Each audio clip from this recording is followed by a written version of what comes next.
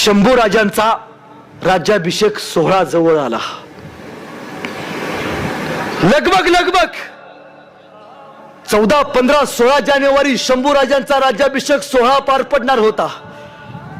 शंभूराजांच्या राज्याभिषेक सोहळ्याला नाना मंत्री, तत्कालीन काळातले नाना पंडित आले होते.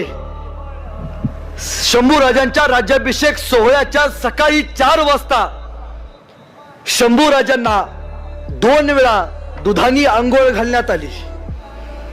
शंभूराजांवरती मध, सोने, नाणे, मसाले यांचा अभिषेक घालण्यात आला. 7 वाजता शंभूराजांचे त्यांच्या पत्नी सोबत श्री सखी रात्नी जयती महाराणी येसुबाईंसोबत परत विवाह करण्यात आला. शंभूराजे तख्ताकडे निघाले. सगळे सरदार शंभूराजांना छत्रपती होताना बघत होते. सह्याद्री तयार होता. रायगडावरती एका राजाचा राज्याभिषेक सोहळा पार पडणार होता. राजे आले. राजांच्या डोक्यावरती फुलं टाकण्यात आली. शंभूराजे मंचकापाशी आले.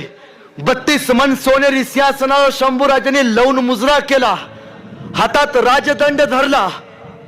2 पायांनी शंभूराजे पुढे झाले आणि 32 मनाच्या सोनेरी सिंहासनावरती शिवरायांनंतर शंभूराजे स्थानापन्न झाले. माग पंडित उभा राहिले आणि गर्जना झाली, छत्रपती संभाजी महाराज की. आणि शंभूराजे छत्रपती म्हणून गादीवरती बसले आणि इतिहास पुटपुटू लागला.